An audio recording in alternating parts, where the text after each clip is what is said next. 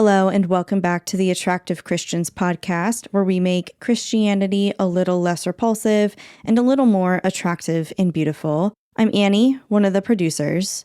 In this episode, Ethan answers a listener question about introverts and extroverts in the church. As per usual, make sure you're subscribed to the podcast wherever you like to listen, follow us on all the socials, and if you have any thoughts or questions or have something that you want to hear about on the podcast, let us know by sending us a DM, or you can always Gmail us at attractivechristians@gmail.com. I don't miss you anymore.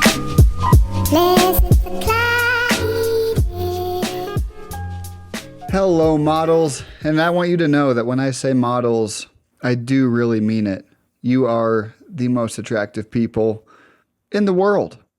Welcome to the Attractive Christians podcast, the podcast where we try to make Christianity a little bit less repulsive and a little bit more attractive. I'm Ethan Renault.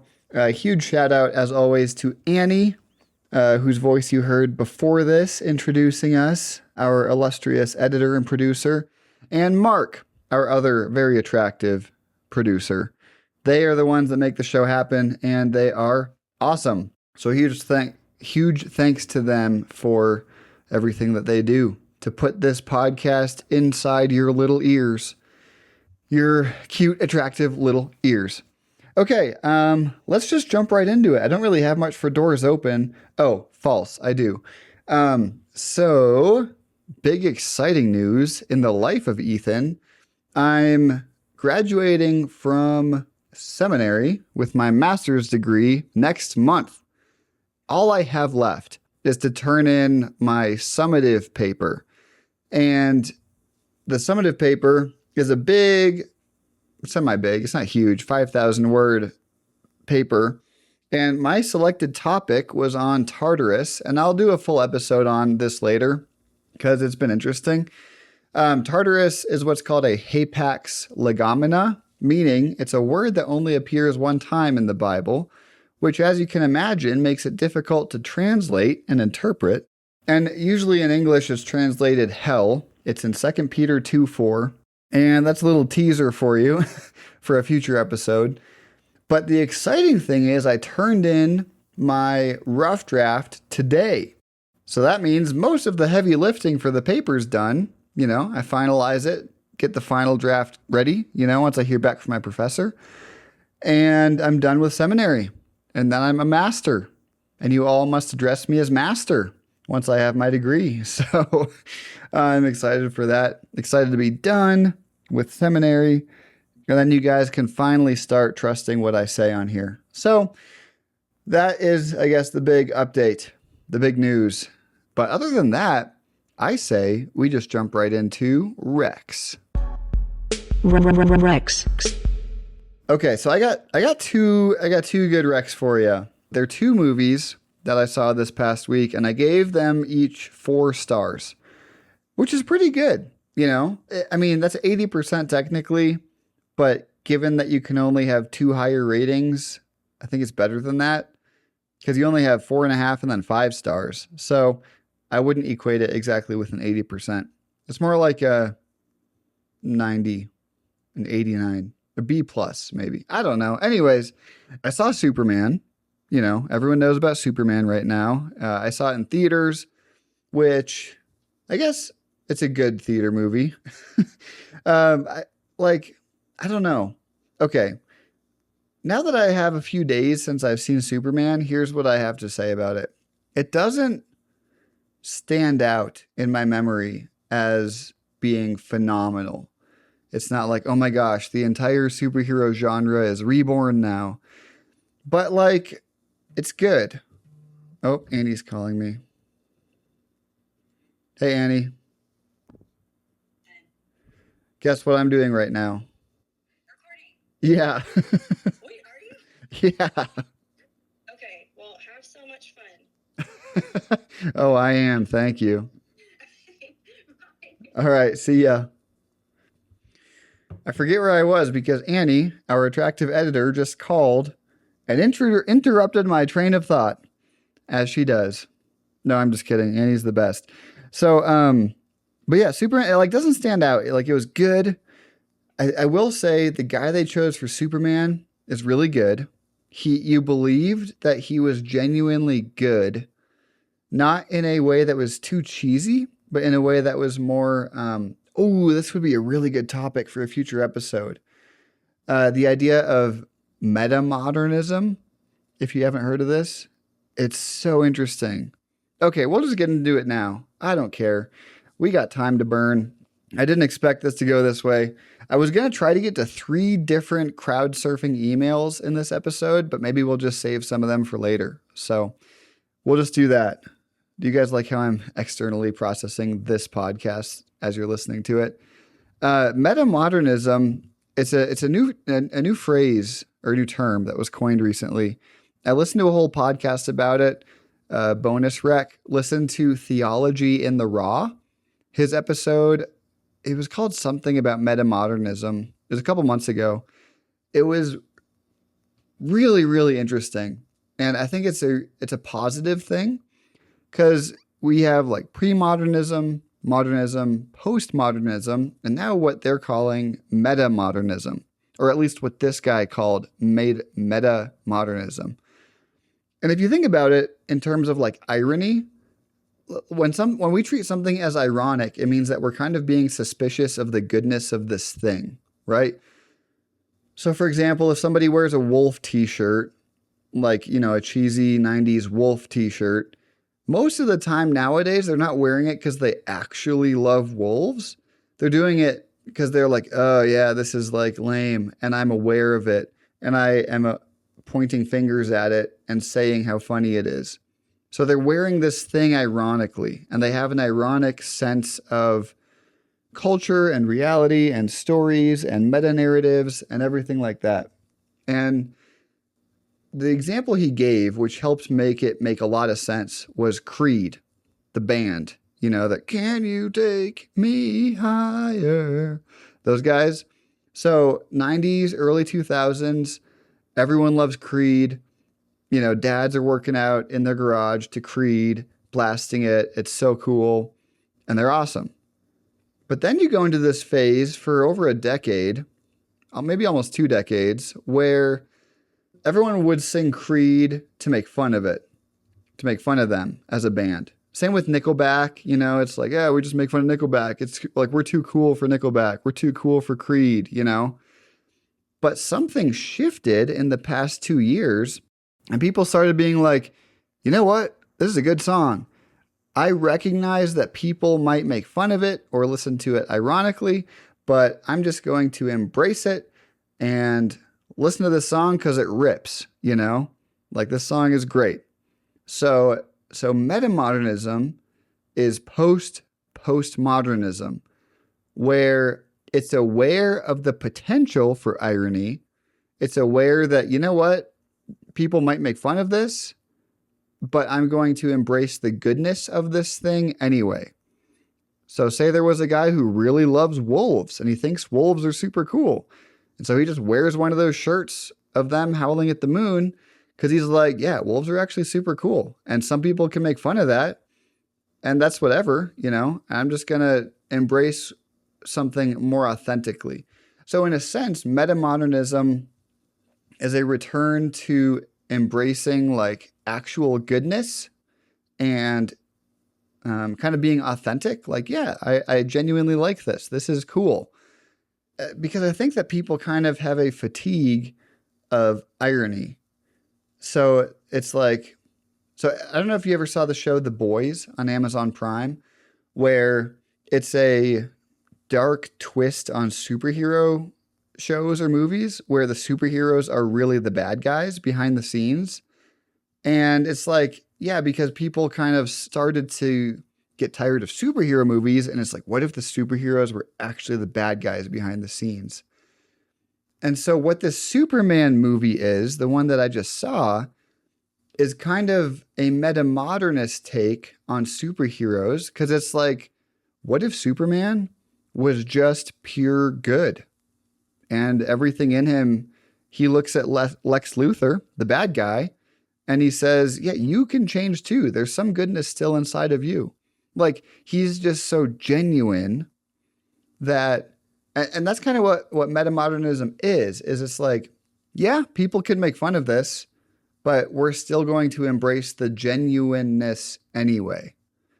So if modernity is kind of like being really proud of the stories we tell and making them really the best quality possible for the stories and complexity, and I'm trying to think of what would qualify as like a modern story.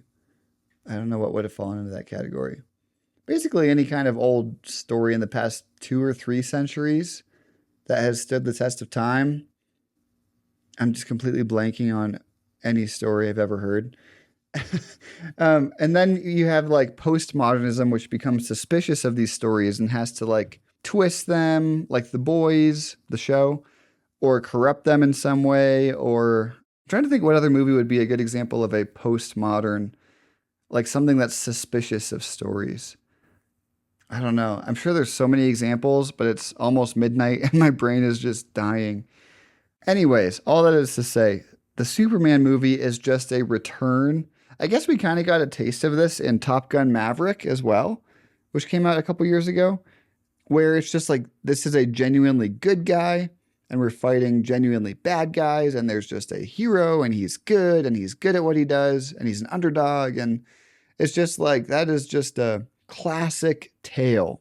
So there's kind of been a return to that because people have kind of gotten tired of being critical of everything and ironic about everything. And so metamodernism is post that. Oh, and the fun fact I forgot to mention, this is a crazy fact. Creed's most profitable year as a band in history was 2024, last year. From ticket sales and streams on Spotify and album sales and whatever, their most profitable year ever was 2024. And I think that this guy on that Theology on the Raw podcast says that this is due to metamodernism, people just embracing things. So metamodernism is awareness of the potential for irony or cheesiness or making fun of it, but choosing to be authentic and real anyway. I also have seen this. This is a nice positive in Gen Z, the younger generations. I think they embody this really well, where they're like a lot of the younger people I hang out with or my former students, it's like there's a genuineness in them that I think is really sweet and positive and should be encouraged. And they just have a genuineness about them in a way that a lot of people in my generation don't, because we can often be more cynical and critical. So anyways, that's Superman. It's good. It's authentic. It's cute. And the last thing I'll say about it is Nicholas Hoult as Lex Luthor is so good because he kind of chose to play almost a sympathetic bad guy, where there were sometimes I caught myself feeling bad for him, even though he's the bad guy, which I think is always a really good thing that an actor can do whenever they're playing a bad guy, because it's like, this is a human. This isn't just a pure evil being, you know? He didn't say, I'm going to play a bad guy. He said, I'm going to play a complex human who has a backstory, which has led him to all these bad actions. And so I thought that was a really interesting take, that even the bad guy has this almost sympathetic backstory, but it was fascinating. I definitely recommend seeing it for yourself and seeing what you think. If you have seen it or you do, let me know and we can talk about it. The other rec that I just saw, I saw it tonight. It was Tucker and Dale versus Evil. And that was I did not, when it first started, I did not expect it to be any good, but it was a really, really well done script of, and I really don't want to spoil anything. I'll just say it was like a slasher film comedy with a big heart, the way it was written. Man, I don't want to say anything beyond that and spoil it, but yeah, a slasher comedy with a big heart is how I would describe it. Lots of gore. So if you don't, but it's kind of like comedic gore almost, not like disturbing type of gore, I don't think. But yeah, Tucker and Dale versus Evil. It was like cute. I don't know if you're allowed to say that about a slasher film, but it was. It was good. So Tucker and Dale versus Evil and the new Superman. Check those out if you want. And definitely listen to Theology in the Raw. His interview, I forget the guy's name, but they talk about meta-modernism. It was really good. So that's it for Rex. Let's move on to crowd surfing. Crowd surfing. Okay. So, like I said, I was really stoked because I got a lot of emails in the past week, and I am going to reply to every single one of them on this podcast, just maybe not right now, but this is great that we have plenty of content for future episodes. So if you want to write in the future, you can email us. Sorry, that's the first time I've ever said email on this podcast. You can Gmail us, attractivechristians@gmail.com. I would love to hear from you. As soon as you hear this, feel free to send some emails so we can keep that stocked, so we always have tons of questions loaded, and we're talking about the stuff that you guys want to hear about. Otherwise, what's the point, So send in all your questions, your topics, whatever. I'd love to hear from you guys. So we got, this is from someone who's written in before. He says, Ethan and models. I have a question about fellowship in the church, and I want to frame it around extroverts and introverts. I read a book called Quiet, The Power of Introverts in a World That Can't Stop Talking by Susan Cain. She discusses how society, particularly American society, leans toward being an extrovert as a more positive characteristic. Her book argues introverts have much to contribute in a world that may ignore them. I was surprised that the first chapter talked about how many churches focus on extroverted programming, small groups, picnics, etc. I'm wondering what you, a super extrovert, think about this idea Cain brings up. How much fellowship do introverts have to do to be good Christians? I'm being tongue-in-cheek, but still would like to get your thoughts on this. From him. I don't know if he wanted me to use his name or not, but first off, yes, I am a super extrovert. Always have been, always will be, not apologetic for it. I could be around people all the time. So I love it. So I obviously will preface this with, I have not read the book. I have not read the first chapter, so I can't exactly speak to her argument or her statements or anything like that.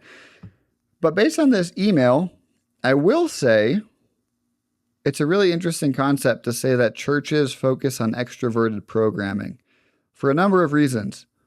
Because it seems self-evident to me that if it would be an oxymoron for any organization to schedule introverted programming, seeing as how introverted programming would be being by yourself, which you can do alone without a program from an organization. I don't know if I'm missing something in her argument there, but it seems like the only kind of programming that you would have would be extroverted because you're gathering people together to do something as a group of people, which is inherently extroverted, colloquially, broadly speaking. I don't know if I'm missing part of the argument or not here, but I think maybe part of the question beneath the question is, how do introverts fit in church gatherings where it feels like extroverts would thrive in those situations, but introverts might struggle because some people are better at small talk than others. Typically, introverts are not that good at small talk. And if you go to gatherings, you want to be a part of church fellowship, obviously, if you're a Christian. But it's draining and it's hard and you don't like small talk at all and you have to stand there and socialize with people and whatever. So I get the idea that gatherings of people in a church can be draining, but you want to be a good participant in your church. I'm guessing that's kind of the nature of the question. And it reminded me, I pulled this up, it reminded me of a simple quote by Dietrich Bonhoeffer in his book, Life Together. He says, "Let him who cannot be alone beware of community. Let him who is not in community beware of being alone." Wait, Is that right? Let him who cannot be alone. Yeah. Beware of community. I think, what, for some reason, is that worded right? Let him who cannot be alone. Wait, what? Okay, my brain is just doing something funky. Basically, what he's saying is if you're an introvert and you prefer to be alone, and I remember because I read this in context years ago. He's saying if you're an introvert and you want to just always be alone, you should force yourself to be a part of community because it will be good for you. And I believe as the body of Christ, it'll be good for everyone else in the church. That's why we're called the body, because each of us brings something unique to it. So it's not just that you need the fellowship, it's also that the fellowship needs you. You might not feel that way, but imagine a church where no one showed up, or where only one or two people showed up. They'd be missing a lot. So if you say, the church doesn't need me, I don't know if I feel like going, then you're, to put it drastically, you're kind of ripping off a piece of the body when you withhold yourself and your gifts from the body of the church. I mean, Paul uses that metaphor for a reason. If you remove one part of the body, it hurts and it's very dangerous, if not fatal. Imagine if 5 different members of the body decided we don't want to be a part of this body anymore. Like, imagine how bad of a day it would be if you chopped off like 2 fingers, your nose, an ear, and a toe. Like, that's a lot of damage. And it might not feel like that if you're like, oh, the church will never miss me if I just stop showing up to church. It's like, no, the church needs you. The church needs every little part of its body, no matter how weird or introverted or extroverted or funny looking or small or big or whatever. That's why it's called the body of Christ. So back to Bonhoeffer's quote, if you're an introvert, you need to be in community. And for me, Ethan, if you're an extrovert, you need to seek out silence and solitude, which I hate. I hate being alone. I hate silence and solitude. I mean, I have this freaking podcast so that even when I'm alone, I can be talking, I hate being alone, but it's good for us to push ourselves in the direction that we're not wired. I think this is true in most areas of life. It's easy to stick to your strengths. It's easy to stick to your comfort place, your comfort zone, whatever that is. And church is no exception to that, because if you're introverted, it's easy to just be like, I'm just going to go have my own personal relationship with God. And it's like, no, that's literally why the church exists, so that we can be the body of Christ and meet needs and be cared for and receive ourselves as well. And the reverse is also true for someone like me. I would show up to like every gathering. If there was like a ton of people going to be there doing stuff, I'm like, oh, sick, I'm going. But I have to be like, yeah, I also need my alone time with God too, so that I can hear God in the silence and the solitude, in the lonely places. Jesus did that, and I'm not better than Jesus. Therefore, I need to also go off by myself and pray. So, yeah. Anyways, back to this question. Can the church ignore introverts? I think that definitely can happen. And again, this is kind of like me speaking out of something that I'm not familiar with, because I don't know how introverts feel. I don't know how it feels to be an introvert and to show up to a group of people and be like, I don't want to talk to any of them. Because I show up to a group of people and I'm like, I'm talking to as many people as I can and getting to know some people and, making new friends and getting some numbers and whatever. And we're going to hang out on Saturday, like connecting and just being a part of the community is what makes me feel alive. So I could totally see how an introvert sees that in the reverse. And it's scary or intimidating or just draining and exhausting. I get that. So I don't know. I don't really know if he's asking about advice on like interacting at a church or something. I will say, going back to his term extroverted programming, I think that if you think of it in that binary, like, oh, this is a group that'll be easy for extroverts and hard for introverts like me, you're just kind of already mentally, what's the word? Like preparing yourself for it to be hard for you. Priming, is that the word? You're like priming yourself. Like, this is going to be difficult. I'm going to be ignored. Or even if you just say, this is extroverted programming, then aren't you kind of priming yourself? Like, this will be difficult for me if I'm an introvert. And why would you do that? Why would you prime yourself that way? Like, if I were to go off by myself, let's say I was going to go on a 3-day camping trip by myself. Am I going to say this is an activity for introverts and I'm going to force myself to do it? Or do I reframe it and say, this is going to be so good for me and I'm going to get this and this and this out of it. And I'm going to be built up in this way and reconnect with God in this way and learn the skill. Here's how this will be good for Ethan.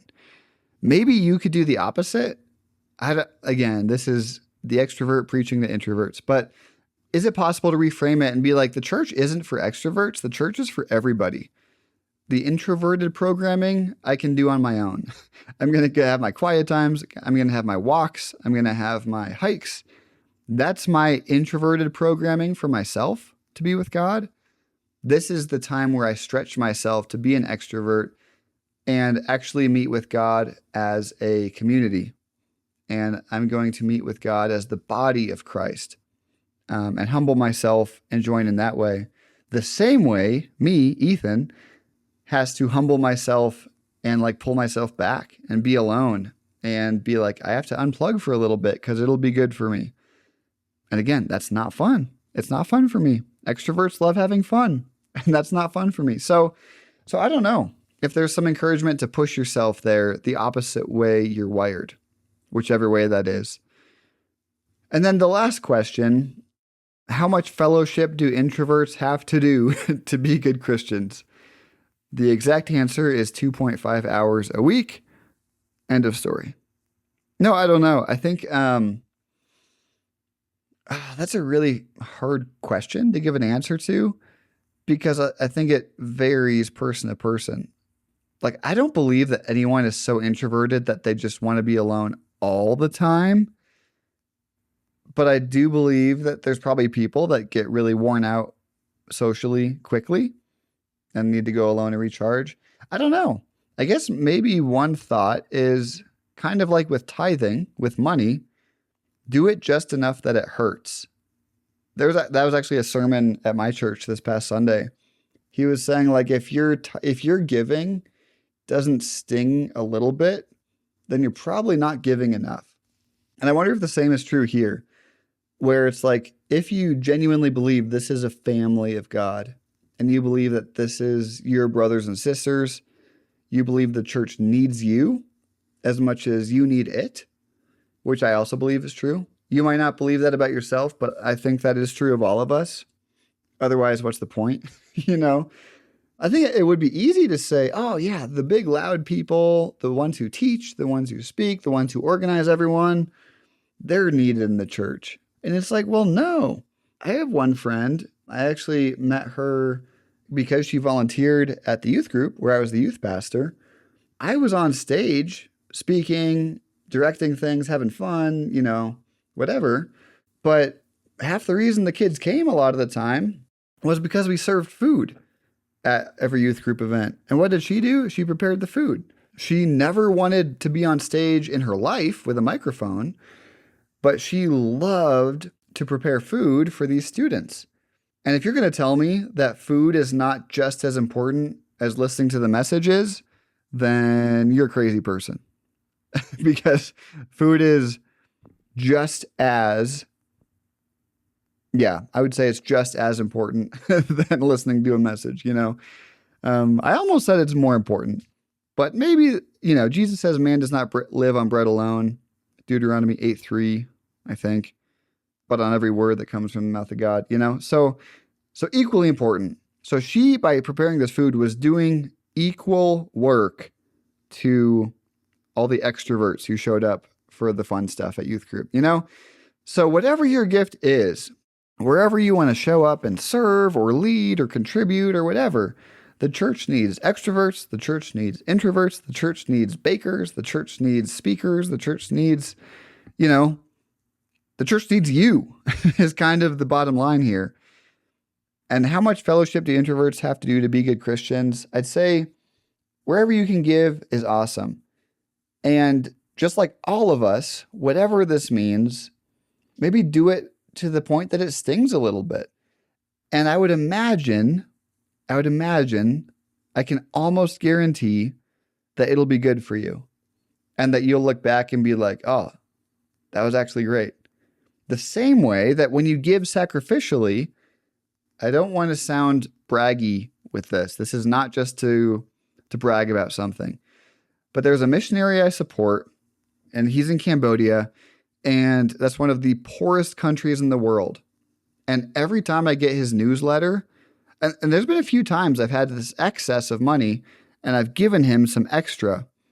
And again, I'm not saying that to brag and be like, look at me, look how great I am. I'm saying that because every time I get his newsletter and I see the pictures of the kids he's working with in Cambodia and the work he's doing there, I'm like, wow, I don't regret giving one penny of that to him because he's like blowing the kingdom up over there. He's doing insane work. Like I almost cry every single newsletter I get. And I'm like, I could not be happier to give my money to that dude in Cambodia, seeing what he's doing with it, you know? And a little bit of money goes a long way in Cambodia. So it's a huge gift for him. And it's not that much over here for us, you know? So I think the same could be true with your time, that if you give it sacrificially, you know, you go to bed that night and you're like, oh, actually, that wasn't that bad. You might be tired. You might be more worn out. If you're an introvert, you might feel a little exhausted, but I want to almost guarantee that giving to the kingdom of God sacrificially, whether it's time or money or social energy or whatever, you're sowing something that you're going to reap in the future. And so that's just my thought off the top of my head. I think it sounds accurate reflecting on it. But again, I'm very tired, and I didn't read this book that he mentioned, Quiet, The Power of Introverts in a World That Can't Stop Talking by Susan Cain. So I guess if you guys want to check that out, I'm not recommending it because I haven't read it. But yeah, let me know your thoughts. If you're an introvert or an extrovert, let me know. I'd love to hear from you guys. Like, what are your thoughts on that dichotomy? Or really, it's a spectrum, right? You know, we all know people who are like 60% extroverted and then they have to go recharge, or they're insane like me and they're like 98% extroverted and I hardly ever need to recharge and I could just be stoked all the time if I'm with the right people. Yeah, so let me know what you think about that, and about them being in church. Again, I'm really curious what she has to say about introverted programming. Like, what is that? Just a quiet time with your Bible at home? It seems self-evident that the church exists to make quote-unquote extroverted events, seeing as how it's the 1 or 2 or 3 times a week the church comes together as a community to gather and do things. so maybe it's just implied that the introverted time is any time during the rest of the week that you can be by yourself. I don't know. Maybe I'm missing something here, but let me know what you guys think. I'd love to hear from you. And I guess I'll wrap up with this, that Jesus seems to do both. He models both. So Jesus isn't like one or the other is better. Jesus is obviously always with his disciples, whether it's 12 disciples closest to him, 150 who traveled with him, the 72, or he's speaking in front of thousands of people, you know. But he also several times goes off by himself to lonely places to pray. He was in the desert by himself fasting for 40 days. You know, so Jesus is a model that both are important. It doesn't necessarily say that one wore him down more than another one. So it's, you know, you can only speculate that Jesus wasn't introvert or extrovert. But either way, he was pushing himself to do both really well, right? He constantly was getting by himself and he constantly was being with lots of people.